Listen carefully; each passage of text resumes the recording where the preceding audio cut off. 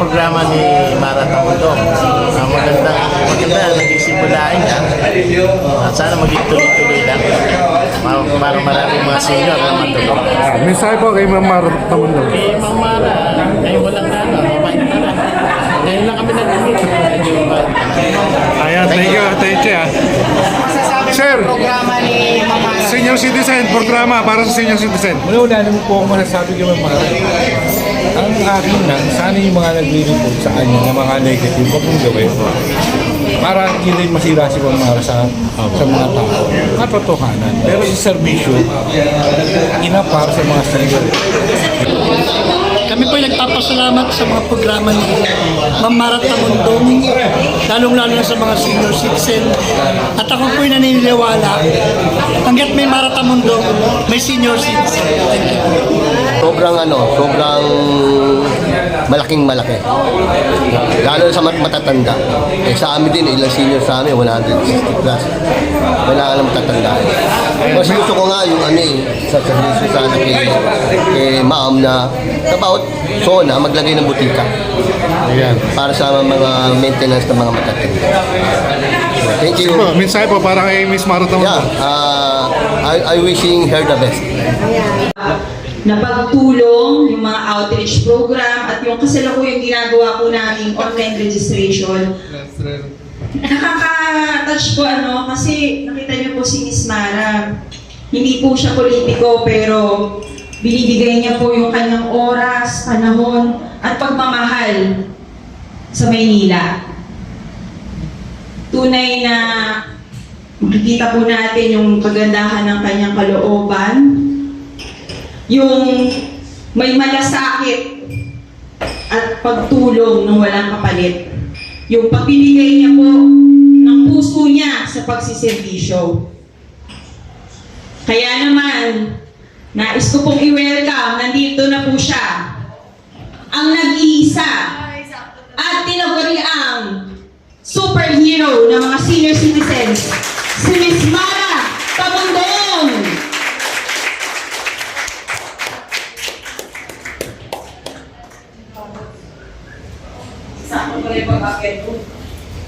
Ayan, nagulat yata sila chairman Sabi na ko, ano ba meron? Actually, araw-araw kasi kailangan parang celebration, pasasalamat. Kasi kanina, nagkaroon kami ng event sa Malate. Tapos nag-igat po kami. Siyempre, ito pong mga kasamahan ko, kumonti na nga kasi nga, siyempre, sobrang init po. So, ngayon, nakita nyo naman po yung video ko. Actually, compilation po yan. Itong nakaraan lang. Kasi yung previous na 2 years and a half, hindi na po kakasya masyadong susobra. Magandang hapon po sa inyong lahat. At thank you sa oras na ibinigay po ninyo. Kay Chairman Chong, thank you so much. Kasi ito naman, hindi naman ito pagpapakita ng kayabangan kundi gusto ko lang po na makita din ninyo kung ano po yung ginagawa ng mga tao na gusto lang din tumulong. Lalo na po itong mga kasamahan ko, volunteer, naiinitan, nabibilad sa araw, nahihilo, yung pamilya nila, nauubos yung oras dahil nga sa pagmamalasakit lang na kami makababa. So, ano pong ibig sabihin nito? Na wala namang imposible talaga sa atin. Lalo na po kung ang tutulungan natin, yung mga constituent natin na dapat naman talaga pong matulungan, lalo na yung walang-wala. So, ito pong video ko na yan, nakita nyo, dumaan na po ko sa maraming pagsubok mula pa lang umpisa. Pero sabi ko nga, pag wala ka namang masamang intention, hindi ka naman mapapagod, hindi ka rin maiilang. So, yung pakikipaglaban ko para sa online registration, yan po yung isa sa long process na pinagdaanan ko. Kasi syempre, hindi naman po natin maiiwasan na merong babatikos, merong magbibigay ng masamang kahulugan. Pero ang pinakasuma total po dyan, ang makikinabang naman po, yung mga kababayan natin. Kasi hindi naman ako makikinabang, actually, hindi pa naman ako senior citizen. Matagal pa, 14 years pa, baka marami pang mangyari, bumaligtad pa yung mundo, di ba? Katulad sa Dubai, nakita nyo, bumaha na. Sabihin, nagkakaiba-iba dahil nga ang mundo natin bilog. Dito sa lugar natin, napakainit. Ang init po na nararamdaman natin, parang sa Dubai, nung nandun po ako sa Dubai, sobrang sakit sa balat. Pero nakita nyo, nagkabaliktad na. Yung init nila nandito sa atin, yung baha na dinadanas natin dati, nandun na sa kanila. So, ibig sabihin po, meron talagang Panginoon, meron talagang gumagalaw para sa atin. Kasi may mga bagay na hindi naman natin hawak kahit gustuhin natin. Pero kapag ipinagkaloob niya, talagang mangyayari. Parang ganito lang din po yung sitwasyon ko. Yung pinagkaloob sa akin na hindi ko naman din inakala dahil ako, hindi naman ako politika, pero politika lang ako sa damdamin kasi makabayan po talaga ako. Nationalistic ako since I was born. Ibig sabihin, nung pinanganak ako, pag may nakikita ako na may nasasaktan sa labas, may naaapi, parang yung damdamin ko lagi. Gusto ko maging maayos lahat. So nadala ko po yan. Kaya sabi ko pala nung bata ako, bakit kaya every time na kami nag-aaral ng history kay Dr. Jose Rizal pa, kay Andres Bonifacio, talagang interesado po ko. Tapos yung mga pagdidiscovery pa sa mga lugar, like yung mundo natin, Pilipinas, ano ba yung pinagmulan ng salinlahi natin? Paano ba tayo naging Pilipino? Ano ba yung kultura? Ano ba yung kaugalian ng Pilipino? So parang dito, nasagot ko na lahat na darating pala yun. Parang ito lang pala yung paghahanda ko sa kaharapin mo pagdating ng panahon. So, syempre, ako naman po, bilang isang lumaki sa San Andres, Bukid, Maynila, ayan, nandito po ang ating former Chairman Abrito, na matagal din naglingkod sa San Andres. Ibig ko sabihin, saksi po siya kung saan ako talaga ipinanganak. Kumbaga, ipinanganak lumaki ng San Andres, Bukid, Maynila. Naikot ko na po lahat yan. Tumira kami sa Singalong, sa Leyte. Yan, naging kapitbahay pa namin si Rio. So, kasi pinanganak ako dito sa Oro A. Nickel. So, lumaki ako sa tapat ng Holy Family. Pag lumaki kasi sa tapat ng Holy Family, ang kasabayan mo dyan, mga bakal, bote, dyaryo. Yan po yung kinalakihan ko. Kaya hindi siguro ako takot, dumaan pa yung truck, tatawid ako. Yung pakiramdam ko na feel at home, kumbaga, hindi yan iba po sa akin. Pagkatapos, lumipat kami ng Leyte, Singalong. Nang high school po ako, bumalik kami dito sa San Andres. So, ibig sabihin, kaya talagang lahat ng lugar na yan, namaleki ako sa Sapanta. Di ba? May shortcut doon sa Leyte na dulo. Doon kasi kami dumadaan nila mama eh. Dahil nga alam naman si mama, lahat kaibigan, hanggang sa palengke. So lahat po ng yan, naikot ko. Kaya bakit ang dami nagtatanong, ganun ako kakomportable bumaba. Kasi syempre, pag sarili mong tahanan tsaka lugar, hindi ka naman maiilang. So, ang akin lamang po, marami kasing nagtatanong sa akin, yung papasukin ko rin yung politika, tinatanong ako lahat po ng tao na encounter ko ganyan. Nakakalungkot, minsan sa akin, dahil nung bumaba po ako right after election, ginawa ko yan bilang ako lang po, si Mara, tumakbo. Nagkataon lang, nakita ko kasi yung buhay natin, yung kalagayan. Imagine, umikot ako sa Paseco hanggang dulo dun sa mga tulay yung bahay. Pagitan ng mga sahig nila, ang lalaki ng puwang. Kapag hindi ka ata sanay, malalaglag ka eh. Sabihin, nakita ko hanggang sa San Andres, hanggang pumunta ako ng Paco, hanggang pumunta ako ng Port Area, nakita ko yung katayuan ng buhay ng mga kababayan natin.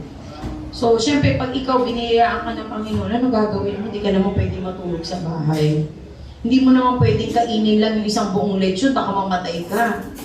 Ibig sabihin, yung blessing na binigay sa'yo, kaya binigay yun para palawakin mo, para marami kang matulungan. Sa tingin ko, sa pamantayan ng tao, kahit sa Biblia, nakalagay po yan na ikaw ay tumulong, lalo na kung binigyan ka ng paraan. Kaya lang minsan, nakakalungkot, kasi sabi ko nga, siguro tapos na yung election, pwede ako bumaba. Yun po yung nasa utak ko talaga. Sabi ko siguro naman, di nila bibigyan ng kahulugan. Kasi nga nakita ko yung mga bata sa Onyx, sinahabol ako pag tumadaan ako dyan. So, doon ako nag-decide mag-food feeding. Doon po nag-start lahat. Ang sabi ko, at least nakaupo na sila, tapos na yung election, pwede na akong bumaba, pwede akong tumulong. Kaya lang, hindi kasi ako napagod. Kaya ako umabot hanggang ngayong araw na ito. Kumbaga, yung pagtulong kasi, dahil siguro masaya din ako, nag-e-enjoy ako, nakakatulog ako sa gabi, pag uuwi ako sa bahay, ibig sabihin na-enjoy ko rin po yung the entire time na ako bumababa. Kaya siguro hindi ko namalayan, 2024 na pala. Mag-e-election na pala next year. So hindi ko po napansin yung panahon. Pero ang hindi ko rin inakala, sa tagal na pala ako bumababa, lahat pala ng mata sa akin nakatutok. Lahat pala sa akin, lalo na po yung City Hall. Ako magiging honest lang po ako Lahat sa akin nakatutok. So ang tanong ko pala, bakit po ako? Ako lang ba yung bumababa na para mapansin nila? Ako lang ba yung nakaisip na tumulong right after election? Ito po, sinasabi ko lang sa inyo yung damdamin ko, kasi hindi ko naman ito masasabi araw-araw. Ibig ko sabihin, nabigyan pa ng kulay. Pero dahil, kahit sabihin pa nila, namumuliti ka lang yan, tatakbo lang yan. Diyos ko naman, tumanda na po tayo dyan sa San Andres, sa Zapanta. Sino po ang politiko na bumaba ng 3 taon para lang tumakbo? Wala pong gumawa niyan. Di ba kapag ikaw tatakbo ka, mapapagod ka, ipunin mo pa yung pera mo Ako, mag-iipon muna ako, hindi ako pwede gumastos ngayon. Baka pagdating ng kampanya, wala na akong ibugat. Kung ganun po ang mentality ko, baka hindi ko talaga gagawin yan. Kasi manghihinayang ka sa bawat sentimo na ilalabas mo dahil ang katwiran po ng tao, masyadong maaga ka lumabas ang tao na bibili na ngayon. Baka kasi bibilin mo sila ngayon, pero pagdating ng eleksyon, babayaran mo pa, magbibili rin ng kabila. Ako po sa totoo lang kapag sinasabi sa akin yan, wala po akong pakailan kasi hindi naman yun ang nasa utak ko. Hindi naman yun yung kampanya, hindi naman yung pagbili ng tao nasa utak ko. Ang nasa utak ko po, marami na tayong nararanasan ngayon na nag-iiba na ang bansa natin may threat pa ng gera, na ang bansa natin humaharap pa sa matinding pagsubok sa ekonomiya. Marami po ang tao na nagugutom. Marami ang nakikita natin sa kalsada na natutulog. Yan po yung hamon natin ngayon. Ngayon, kung iisipin natin yung kampanya, baka naman tayo pa ang malunod sa sarili natin. Ibig sabihin, kung hindi mo makikita yung katotohanan, ano bang tawag sa atin? Hindi na tao, alien na tayo. Bakit? Kasi parang wala ka palang pakiramdam. Parang wala ka palang pakialam. Kaya kahit na sinasabi po nila, actually ako marami din ako mga tao na nagsusumbong sa akin, nagsasalita, na wala na raw ginawa itong mga konsehal, kundi pag-usapan ako sa araw-araw. Sinasabi nila, si Mara, daming tarpaulin, di na uubos. Meron pa superhero. Sa totoo lang naman sa tingin ko naman po, hindi ko sinasabi superhero ako. Pero sa tingin ko naman yung nagawa ko, imposible naman kung hindi mapansin ng ibang tao. Kasi yung sakripisyo lang na binibigay ko, gigising ako ng maaga, alas 5. Hanggang gabi po kami sa lansangan. Hindi kami makakakain sa oras. Sinasakripisyo ko po yung dapat na may hanap buhay ako na inaasikaso. Kundi, binibigay ko pa ng todo-todo lahat sa pagtulong. Ang tao po pag bumaba kayo sa barangay, kadalasan yan, parang mga zombie na. Zombie kasi kahit na nakakahiya, wala silang pakialam, pengi akong pera kasi kailangan ko kumain. Ma'am, wala po akong gamot. Ibig ko sabihin, gano'n na po umabot yung estado natin. Na kahit nakakahiya, kakapalan mo na yung mukha mo. Dahil sobrang walang-wala. Katulad po kanina, bumaba ako sa Malate. Yung isang senior po doon, umiiyak, nanginginig siya. Kasi hindi raw siya matulungan ng barangay kasi pinalalayas daw siya sa kanya tahanan dahil 3 months na daw siya hindi nakakabayad. Sabi nga niya sa akin, Ma'am, wala na po akong malalapitan, wala na talaga akong mapupuntahan. Kayo na lang po yung pag-asa ko. Alam nyo, kung titignan natin, babaliwalain natin yun, wala naman tayong pakailan. Kasi isipin natin, bahala ka sa buhay mo, ba't umupa-upa ka na din mo kaya, di ba? Ganun minsan yung katwiran natin. Pero kung titignan mo yung puso niya, damdamin niya, senior citizen na po yun, 70 years old, nagre-rent mag-isa.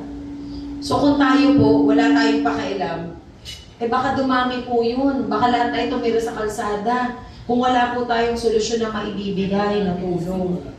So, ano pong mangyayari sa atin? Ako po, nagmamalasakit lang, nagbibigay lang po ako ng tulong, ng support doon sa mga tao na kaya ko pong suportahan. Doon sa mga tao na nawawala na ng pag-asa, kulang na lang maghandusay na sa kalsada. Kapag ikaw po lumagay ka sa lugar nila, at merong isang tao na stranger na tinulungan ka nang wala namang hinihinging kapalit sa'yo, na hindi naman binibili yung boto mo, yung pagkatao mo, di po ba matutuwa kayo? Kasi meron palang anghel pala na bumababa galing sa langit. Yun po yung pakiramdam ng mga tao na natutulungan natin na kahit paano, maibsan yung kanilang nararamdaman. Ngayon, ang dami pong may sakit. Ano pong kadalasan ng sakit ng mga tao? Anxiety, depression. Diba lumala? Kasi nga, sa hirap din ng buhay.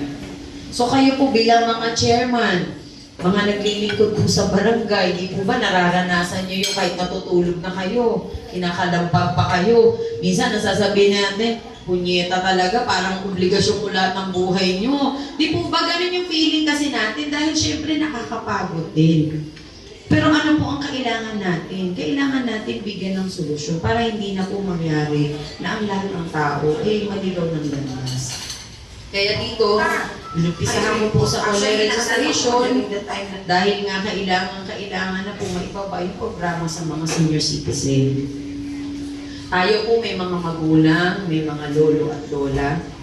Hindi naman po lahat ng pangangailangan nila na ibibigay natin. Pero dahil dito sa programa, mababawasan din po yung stress natin. Lalo na kung ang magulang po natin talaga wala nang inaasahan na iba. Kaya pinilit ko po talaga na maibaba ito, maipaliwanag. Lahat po, alam ko naman siguro aware kayo sa mga naririnig natin na yung online registration. Alam nyo, yung online registration po, mula nag-umpisa ako dyan, 300,000 pa lang ang mga senior citizen na nakarehistro. Ngayon po, umabot na siya ng 5 million ng mga senior citizen. Kaya sino pong hindi matutuwa doon? Yung katumbas po ng kaligayahan na nakita ko, yung tagumpay po na kahit paano na iraos ko. Kung tatanungin po ninyo ako, lahat po ng yan ay sarili kong pera ang ginagastos ko. Baka isipin nyo, dahil si BBM dala-dala niya, baka naman si BBM ang nagsusuporta. Diyos ko, alam niyo naman sa politika. Di po ba sa politika, kailangan makunta ka. Kundi, kawawa ka, mauubos ang bulsa mo. Nagkataon lang, hindi maubos ang bulsa ko. May bulsa ako sa likod, sa tagiliran, sa harap. Kasi yun po yung tinatawag na blessing na binigay sa akin. Imagine, ang online registration namin, umaabot kami kadalasan, pinakamababa na yung 500 na nire-register namin. Pakakainin niyo po yan. Paiinumin niyo yan ng tubig. Eh yung magwawalis po sa kalsada, bibigyan mo. Yung magliligpit po ng lamesa. Tapos sasabihin, Ma'am, hiniram ko yung upuan. O sige na. Ma'am, nirentahan ko po yan. O sige na. Ma'am, nagrenta ako ng tarpaulin. Ma'am, wala po kami pagkain mamaya. Ma'am, baka pwede naman, pati kami tulungan. Hindi lang po online registration ang naibababa ko. Kundi, kaakibat po niyan yung mga tao na lalapit sa'yo. Alam niyo po, totoo na miraculous at nabibigay ng miracle ang Diyos. Kasi, di ba, si Jesus Christ, nung humingi sa kanya ng pagkain, na ilang piraso lang na isda, tapos ang pinakain ay 3,000. Di ba? Bigay lang ng bigay si Jesus. Sabi niya, sige, bigyan lahat. Pero magtataka ka, bakit ganun? 5 piraso lang naman yung isda kanina sa lagayan niya. Ganun po ang nangyayari sa akin. 5 piraso lang ang mabibigyan ko, pero dumadami. Yun po yung milagro na ibinibigay po ng Panginoon sa akin. Kasi every time na mayroong nangangailangan, meron siyang paraan para bigyan po ako para makatulong. Yun po talaga yung aking damdamin. So, totoo lamang, yung mga chairman po na naririnig ko na, ay ma'am, diyan sa'yo. Ma'am, ganito, hindi po sumasama loob ko, hindi ko pinipersonal. Kasi unang-una, masyado nang malakas. Pakihinaan lang ng konti. Ha? Kumbaga, hindi ko po, honestly po chairman, alam niyo naman yan. Hindi po ako na may personal ng chairman. Talagang naiintindihan ko po yung sitwasyon ng mga chairman, na syempre maiipit sa mga nakaupo. Pero dapat, buksan niyo rin po yung puso niyo sa ibang tao. Kasi sila nga, nung nangampanya sila, hindi naman natin sila binigyan ng kondisyon para sila makaupo. Pero bakit tayo po?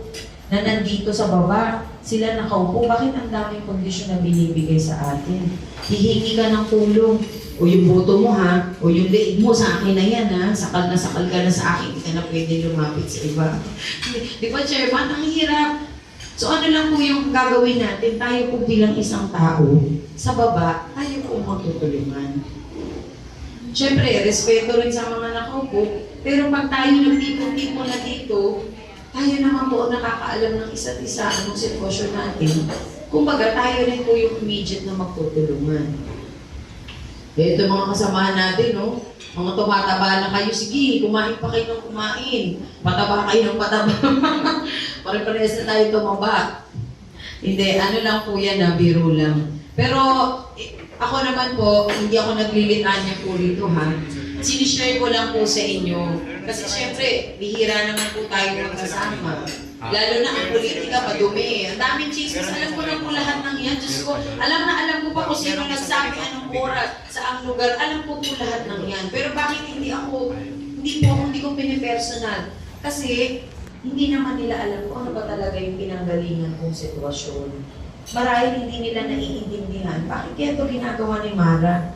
Bakit kaya ito kailangan gampanan niya? Eh pag hindi po natin ginawa, sino gagawa? Eh nung Pasko tsaka yung Pasko, New Year, sino ho ba yung bumaba? Meron po bang bumaba? Hindi, matanong ko lang po, curious lang ako. Magpaparapol sila, for example, paparapol ng electric fan, ng plancha. Eh wala ka namang pambayad sa Meralco. Eh bakit naman, sabi mo pa gusto mo nga malansya ng damit. Eh kung wala ka namang pambayad sa Meralco, magpa-plancha ka? Eh halimbawa, bigyan kayo ng blender. Dahil para healthy na raw ang mga senior, ano po i-blender? Eh kung wala kang pambili ng prutas at saka gulay, ano i-blender? Ibig ko sabihin, sila madali lang mag-conclude, ganito lang yan. Ano lang yan, blender lang katapat ng mga yan, coffee maker lang yan, o kaya baso lang yan, pitchin lang yan, Diyos Mariosep. Wala nga mainom na tubig, wala nga makain. Bigyan ka ng maraming plato na nakasit. Yan po yung reality na nangyayari sa atin. Binibigyan tayo ng bagay na hindi naman tugma sa atin kasi hindi nga nila alam yung pangangailangan natin. Bakit po nila hindi alam? Kasi po yung paa nila, hindi nila itapak sa lupa para maintindihan nila na maraming tao ang nagugutom at dapat nilang unahin ang pagkain o livelihood program. Eh kahit mamigay naman ako ng sandamakmak na ref, eh kung wala ka naman pang grocery. Ano po, di po ba nakuha niyo yung sense? Kasi nga hindi nila alam kung ano pong sitwasyon natin. Dahil pagdating ng eleksyon, ayan chairman, bigyan mo yung mga tao mo, 1.5 yan ha. Siguro di mo lahat ng boto sa akin. Alam nyo, akala natin na isahan natin sila, di ba? Sasabihin natin, sige, kami natin yung pera nila. Bigyan, sila naman na nagbayad di sige, kunin natin. Pero ang hindi nyo po alam, sila ang nakalamang sa atin. Bakit po? Kasi yung 1.5 na binigay sa inyo sa bawat constituent nyo, kapag binilang nyo po yan, hindi pa aabot ng 34 billion a year. Kasi ang budget po ng Maynila ay 34 billion a year. So, ibig sabihin, kung maglilingkod sila ng 3 taon, 34 billion po ang mawawala sa ating lahat. Times 3 at times 3 na ang mahirap natin. Bakit po? Dahil pag lumapit kayo sa politiko na yan, ano po kakatwiran? Ay, ang kapal na mukha nitong mga to, binigyan na ng 1.5, gusto pa dagdagan? Di ba ganun naman po talaga? Ibig sabihin, tayo po ang naisahan. Ano pong dapat natin gawin, Chairman? Hindi naman sa pagpe-pressure, pero tayo may damdamin. Yan po ay regalo ng Diyos. Yung magkaroon ka ng feelings, magkaroon ka ng konsensya. At least, kahit binigyan ka ng pera, iboto nyo na lang po yung tama. Doon po tayo makakatulong sa kababayan natin na mabigyan sila talaga ng tunay na solusyon sa kahirapan. Hindi naman po lahat ng chairman mayaman, ano po. Hindi naman nagkakamal ng milyon-milyon. Kasi malamang kung nagkamal ng milyon-milyon, ba't binawasan pa po yung budget ng barangay ng 1 million? Bawat barangay. Telepono. Kasi ganun talaga ang taga sa atin, di po ba? Harapan talaga kung lumapan. Harapan kung transportation tayo. Alam po niyo, Chairman Tobato, dyan sa lugar niyo, ako nagkakaaruling ako nung bata ako dyan sa Don Pedro, sa pasulok-sulukan dyan sa loob, yung Ayala na Street, yung Sobel, kasi di ba malalaki po gate dyan. Eh kami magkakapatid, nangangaruling kami kasi nga pag Pasko, gusto namin may extra money kami dahil ang mama ko medyo mahigpit, hindi po kami pinapakawakan ng pera. Kasi ang katwiran ni mama, bata pa kayo, huwag kayong umawak ng pera, baka kung saan lang kayo mapunta, magkaroon lang kayo ng bisyo, ganyan-ganyan. O imagine niyo po, nung bata ako nangangaruling ako dyan, iniikot ko yung buong Estrada, hanggang dyan sa Zapanta, hanggang doon sa kabila, di ba, Rio? Yung levery nga, na-discover ko yun. Ako, may strip pala ng levery dito. Kasi hindi naman masyado namin nalalakaran po yan. So, yan po yung mga panahon na kapag naiisip ko po yung lugar natin, nakukonsensya ako kung hindi ko po tutulungan. Kasi dyan ako lumaki. Kumbaga, nasaksihan ko po yung buhay natin noon. Kapag namimili pa kami ng gate, ng malaking-malaking gate pa pinipili namin, nagdo-doorbell muna kami bago kumanta. Kasi ina-expect namin, bibigyan kami ng malaki. Minsan, bibigyan pa kami ng cake, binigyan kami ng, binigay sa atin, naalala ko nun parang $10, ganyan, kasi may mga abroad na nagpapasko dito. So, yun yung po yung mga memories. So, hindi nyo po maaalis sa akin kung bakit ganun na lang po ako kapursigido bumaba. Eh, kumbaga, kinalakihan ko yan eh. Hindi ko naman po maiiwasan na hindi ako magmalasakit. Ang sa akin lang naman po, hindi ko naman sinasabing kampihan nyo ko, iboto nyo ko, hindi naman po ako nangangampanya. Pero ang sa akin saan na po, tignan nyo rin po yung mga taga-lugar nyo. Tignan nyo rin po bakit kaya siya bumabalik dito. Siyempre, parang mga anak din natin yan, pag lumaki, babalik at babalik pa rin sa pinanggalingan. So, ganun lang po yung pagmamalasakit. At nakita nyo naman, bumabaril pa ako. Kasi nag-practice po talaga ako dahil sa dami ng chismis. Kailangan medyo mag-practice tayo. Kasi nung bata po ako, mahilig talaga ako sa mga ganyan. Yung firing, dito sa Makati Square. Kasi dyan po yung di ba? Yung firing range ng Makati Square. Kami po. So, nung malaki na ako, ito na. Sabi ko na pinasok ko itong politika, magulo to. Paano kaya pag iniwan ako ng mga kasama ko na to? Mabawa lang, natakot sila, for example, saan ako pupunta? So, kailangan mag-practice ako. So, nung pumunta po ako sa headquarters, sa kampo ko, binigyan ako ng 1,000 na bala. 1,000 po. Ang dami. Pero hindi ko pinili. Dahil sabi ko, bigyan pa natin sila ng chance. Kaya doon ko nalang pinutok doon sa malayo. Kaya yung mga kasamahan ko, lahat yung pumaril. Sige, mag-practice na kayo, galingan nyo. Baka mapasubo tayo nito. Ganun kasi tayo mga Pilipino, palaban kasi tayo Hindi tayo pwedeng tapak-tapakan, lalo na sa sariling lupa natin. Yung maglingkod talaga. Siyempre, na-programa talaga ay mga babae para sa inyo.